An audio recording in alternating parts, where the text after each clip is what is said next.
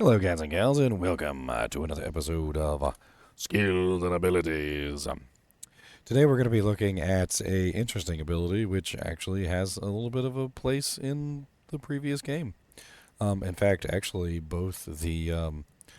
actually all three of the fire abilities, if I remember correctly, are Diablo 1 abilities. For instance, Ring of Fire, I believe, was originally called Immolation, if I remember correctly. And that's what it used to look like back in the day. Then on top of that, you also have Flame Wave, which Flame Wave was originally a skill in Diablo 1 as well. And then finally, of course, we have Apocalypse, which Apocalypse also was a skill in Diablo 1. So these skills actually are kind of interesting because they are Diablo 1 versions of those skills. But today we're going to be talking about Flame Wave, which does have some differences between the Diablo 1 version and the new version. The Diablo 1 version was a little quick and kind of just like flew across the screen like Superman, whereas the new version seems to be a little more interesting in terms of like how it functions. It actually seems to have two components to it, and we're going to talk about those components right now. So the first component seems to be that it kind of sits in front of you for a second before going. So you can clearly see, kind of sits there, kind of has like a giddy up, and a hitch in its giddy up, and it kind of just sits there, gathers, and then goes forward. That sitting there in front of you actually is kind of interesting because, of course, it makes for this almost like impenetrable wall of fire directly in front of you, which does pretty good damage. Then, after a short delay, of course, it moves forward, doing damage to anything within that line, which is one part of the damage output of the ability, which is the direct damage output. It also has a fire that it puts on the ground that lasts for 3 seconds, and it has a width of 13 yards when it's maxed out. So the fire damage per second is also something that's going to be hitting the targets.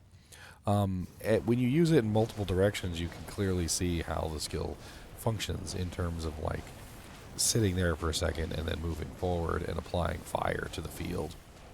A very interesting and very nostalgic throwback to an old Diablo 1 classic, and I think that when you use it, you will definitely enjoy it. It only has two synergies, which is Ring of Fire and Apocalypse. This entire setup of skills, Ring of Fire, with Flame Wave, and Apocalypse, are skills that you're going to be using in tandem with each other.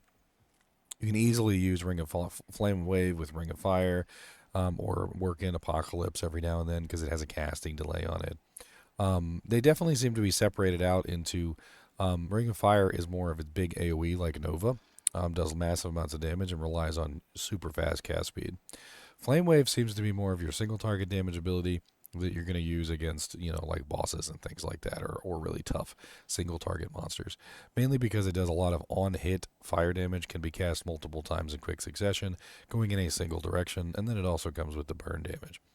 Whereas Apocalypse has a really long delay, and it comes with its own negative res, which is pretty cool.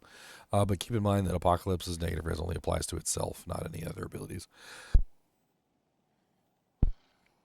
Now, this means that you can utilize Apocalypse very easily with Flame Wave, just by simply putting Flame Wave on one side, Apocalypse on the other, and you just Apocalypse, fire, fire, fire, Apocalypse, fire, fire, fire. I think all in all, you're definitely going to see that there's like specific uses for these abilities. Now, the other interesting thing about Flame Wave is that it seems to hit twice. So it kind of goes slowly across the battlefield, slow enough that I think sometimes when it is traveling through, it hits a target, and then sometimes it's still kind of over the target after the next hit delay problem, and it can kind of hit the target a second time. And you can kind of see that when it happens. Like if you go frame by frame, I swear you can see the fact that it hits the target 2 times. I'm not exactly sure why it's hitting the target 2 times, but it definitely seems to be. And when you play around with it, I think you'll see it too. Because the monsters kind of like hitch, they flinch, right? But you'll see them go like flinch, flinch, as if they got hit 2 times in quick succession. So whatever the damage it says here, it seems to be higher than what the damage is, which is really quite interesting. Also, for any of the fire abilities, you're definitely going to want to take advantage of some of the other ways that you can increase your fire damage. So first off, let's talk about the easiest one, which is the Tainted. So I have one summoned right now. With 1 point in the summon ability, or the consume ability, and 1 point in the Tainted, you can summon forth a Tainted monster. This will allow you to eat that monster. You can consume him, and you'll see that the consume buff for consuming a Tainted is negative 15% enemy fire resistance and plus 20% fire skill damage, which is massive to any fire build. Now, this is the most basic form that you can get because, of course, you can just put 1 point in Tainted, 1 point in Consume, and you can grab the free buff from the Tainted to increase your fire damage. However, there is also a Bind Demon version, which is going to require a little bit more investment, and the Bind Demon versions actually have some pretty darn good buffs. They have things like Bishy Bosch, who is in Cold Plains. He's got negative 42 enemy fire res, which is going to be better than what the Tainted offers. We got Pitspawn Foul Dog, negative 45. Witch Doctor Andugu is negative 50. We also have Mayfor Dragon Hand is negative 47. Geleb Flamefinger is negative 42.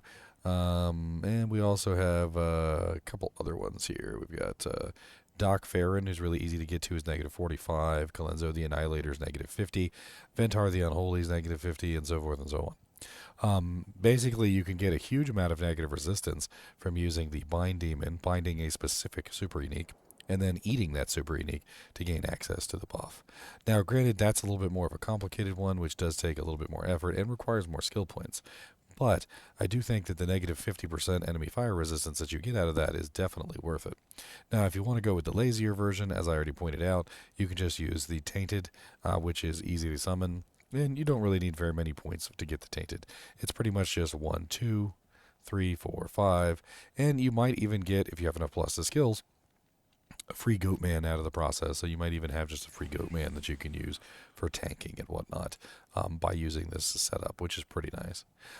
Since you're already set up for fire, you could also potentially build into Blood Boil, which is also fire damage. But as a full fire build, you're probably not too interested in that. But I would definitely, at the very least, take advantage of the Summon Tainted, if not the Bind Demon, to get access to the huge negative res.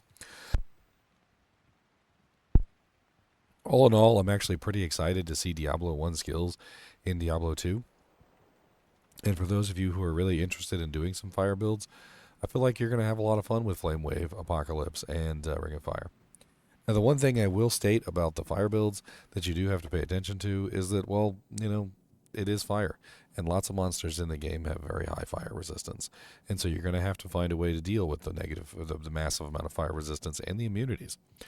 Sunder Charms may not be as readily available this season as they were in previous seasons. So far, unless they change it, the Sunder Charms have been much harder to find. We spent about 3 days farming as a kinship, and we got like one in 3 days, which is pretty embarrassing. Hopefully they bring the drop rate up by a little bit, but if the drop rate stays as it currently is, it might not necessarily be the best build because you don't really have a lot of good ways to bypass fire immunities with this particular setup.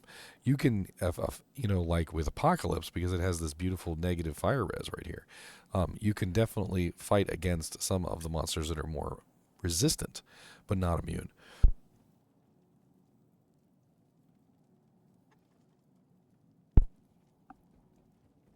I think that's pretty much everything with this ability. I think it's going to be a fun one. It's a fairly basic ability in terms of what it can do. There is an item that can actually proc Flame Wave.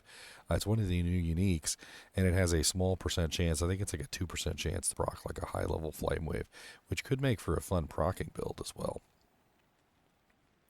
I think that's pretty much it. As always, I do appreciate you guys and girls watching. Be sure to hit that like button and subscribe button if you are enjoying the content.